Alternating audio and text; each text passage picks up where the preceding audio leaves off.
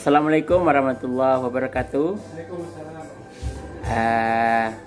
Selamat siang siswa-siswi SMK Negeri 1 Baso. Kegiatan belajar kita di minggu ketiga ini nampaknya masih dalam kondisi daring, sehingga kegiatan akan Bapak presentasikan secara sederhana di channel YouTube ini. Untuk kegiatan kita di hari ini adalah lanjut ke pelajaran KD 3.2. Setelah di minggu kemarin kita flashback lagi bahwa kita belajar tentang pengertian sejarah, sinkronik, diakronik, ruang dan waktu. Di hari ini kita masuk ke KD 3.2, yaitu menganalisis kehidupan manusia dan hasil budaya masyarakat praaksara Indonesia. Di KD ini kita akan mempelajari bagaimana masyarakat Indonesia di jutaan tahun yang lalu sebelum dikenalnya tulisan. Jadi praaksara artinya zaman sebelum dikenalnya tulisan. Pra artinya sebelum, aksara artinya tulisan. Jadi sebelum adanya tulisan, masyarakat sudah ada, namun masih menggunakan sistem komunikasi lisan saja, yaitu melalui percakapan. Belum ada meninggalkan tulisan-tulisan berupa huruf ataupun angka. Kehidupan masyarakat di zaman itu tentunya berbeda dengan kita di zaman ini. Mereka masih menggunakan alat-alat hidup, menggunakan perlengkapan yang masih sederhana, bisa terbuat dari kayu, terbuat dari batu, bambu dan lain-lain, sehingga alat-alat itu menjadi perkakas kehidupan mereka. Jadi di mana masyarakatnya masih primitif, jauh berbeda dengan kehidupan kita di zaman ini.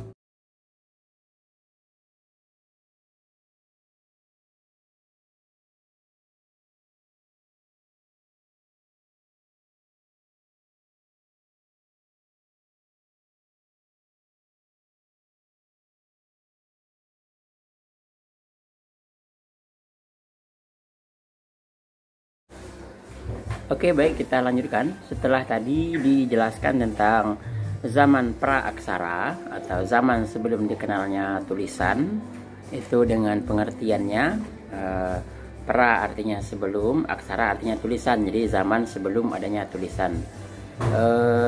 Untuk memahami zaman sebelum adanya tulisan ini, kita akan melihat periodisasi atau pengelompokan zaman di era praaksara.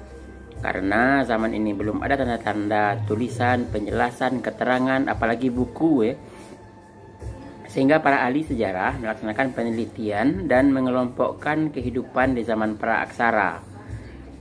Pengelompokan zaman ini dibagi dalam 4 kelompok. Yang pertama namanya zaman Paleolitikum. Paleo artinya tua, litikum atau litos artinya batu, zaman batu tua.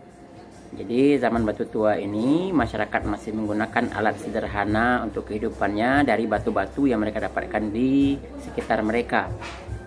Oh ya, jangan lupa ya untuk dicatat saja. Jadi tugas kita hari ini adalah mencatat apa hal-hal penting yang Bapak sampaikan dari awal tadi mengenai pengertian praaksara, kemudian sekarang ke periodisasi pertama yaitu zaman Paleolitikum.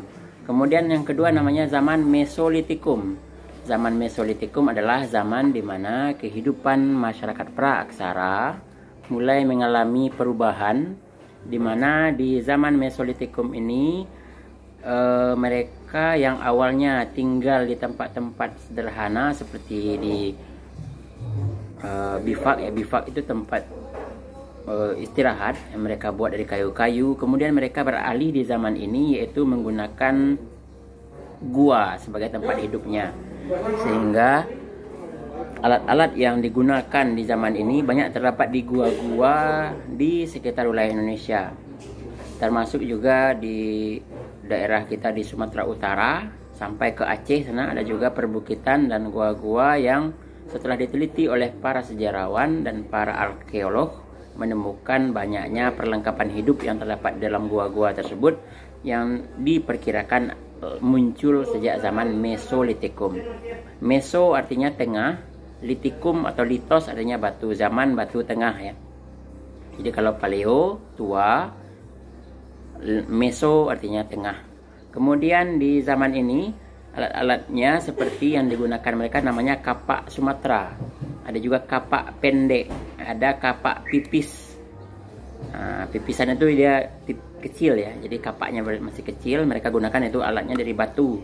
Kemudian selain itu ada juga kapak genggam. Kemudian mereka hidupnya di dalam goa-goa. Jadi peninggalannya dapat dilihat dari goa-goa yang ada di wilayah Indonesia. Kalau di Sumatera yang terkenal itu dari daerah Sumatera Utara ke Aceh sana. Ada daerah-daerah peninggalan berupa namanya Kejoken Modengar atau sampah dapur.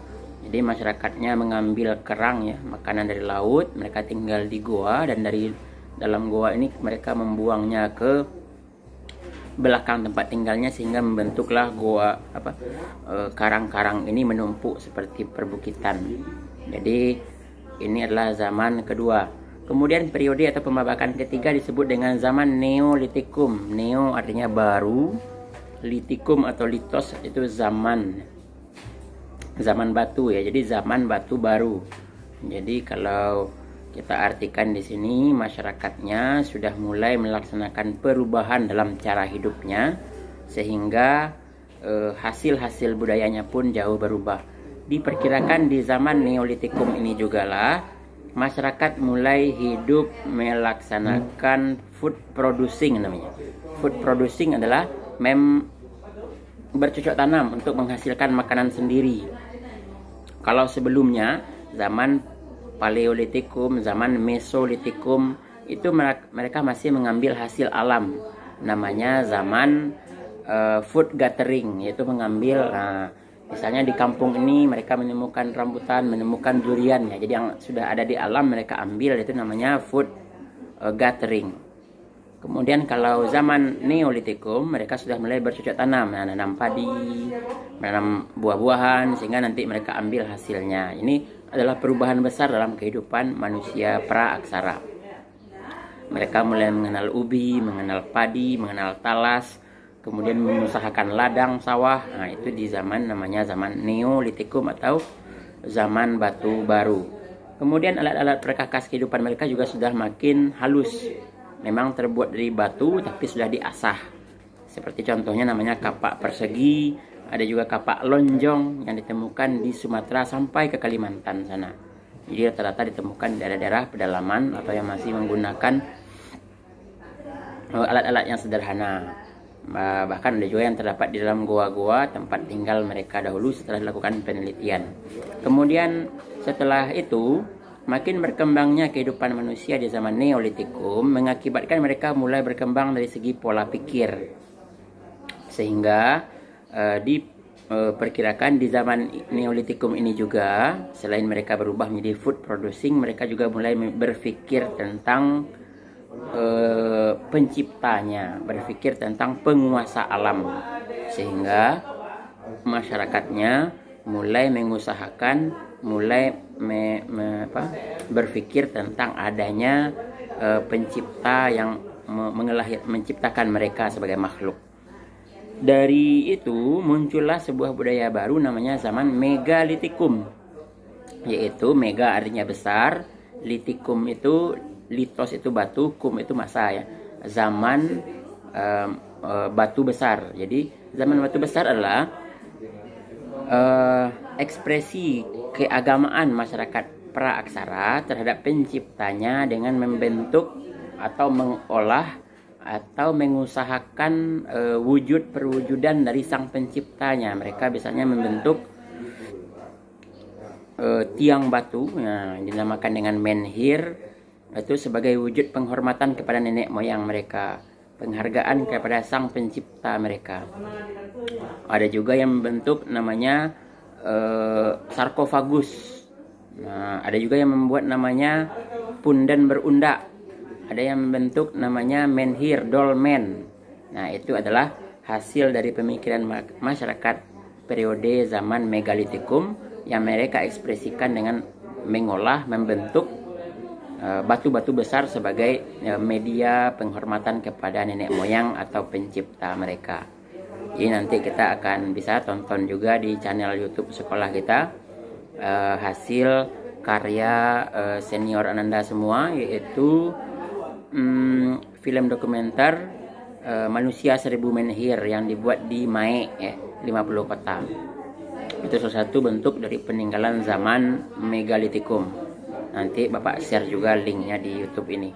Kemudian yang berikut setelah zaman megalitikum namanya zaman perundagian. Jadi di zaman perundagian ini undagi itu artinya terampil. Jadi masyarakat sudah terampil dalam mengolah logam. Jadi ada besi, ada tembaga, ada perak, itu sudah mulai diolah oleh masyarakat. Jadi mereka sudah mulai mendapat ilmu baru yang dalam sejarahnya datang dari Semenanjung Malaya, di mana orang Indonesia mulai tahu cara mengolah biji besi. Jadi biji besi ini secara sederhana itu bisa kita lihat di sekitar perbukitan ataupun pantai ya. Kalau kita punya besi ini magnet ya, coba kita pakai magnet itu yang agak besar, nanti coba ditarik itu di pantai itu. Kalau Anda main ke Padang ya, itu nanti ada seperti pasir yang nempel ke biji besi itu, menempel ke magnet itu. Nah itu dia di biji besi itu. Jadi dalam sejarahnya masyarakat Praaksara yang sudah mengenal api ya, mulai memasak-masak di gua mereka, di tempat tinggal mereka. Nah ternyata ditemukan di situ adanya pasir-pasir yang mulai mencair, kemudian menggumpal dan mengeras. Nah itu dia. Akhirnya mereka mengetahui bentuk-bentuk dari benda-benda logam ini yang bisa mereka olah. Itu dia zaman perundagian. Yaitu zaman undagi itu orang-orang mulai terampil mengolah logam untuk dibentuk sesuai keinginan mereka untuk alat-alat kehidupan mereka. Di antaranya ada juga berupa parang ya untuk kegunaan mereka sehari-hari. Namun ada juga nanti untuk upacara-upacara seperti namanya nekara, kapak corong. Nah itu mereka olah, mereka bentuk. Nekara itu seperti boko lah ya, kalau orang Minang boko itu diolah, tapi namun dengan teknik yang masih sederhana. Jadi itu namanya periode atau kalau kita ulang lagi dari yang pertama tadi, Paleolitikum, Mesolitikum, Neolitikum, Megalitikum, dan Perundagian. Nah sudah masuk ke 5 zaman. Kemudian kehidupan masyarakat zaman praaksara, kita juga bisa melihat bahwa mereka secara umum memang belum mengenal tulisan, tetapi secara keterampilan dan keahlian mereka sudah banyak memiliki pengetahuan seperti nanti kemampuan mengolah sawah, kemampuan berlayar, kemudian kesenian. Nah itu sudah ada dalam kepercayaan itu, sudah ada zaman praaksara ini. Mungkin secara sederhana itu saja yang Bapak sampaikan di hari ini. Silakan tadi penjelasan-penjelasan pentingnya kita ringkas, kita buat di buku catatan sebagai tugas kita. Sehingga tugas spesifik berbeda tidak ada. Silakan dibuat di catatan ringkasan dari yang Bapak sampaikan di hari ini. Itu saja. Terima kasih atas perhatiannya. Assalamualaikum warahmatullahi wabarakatuh.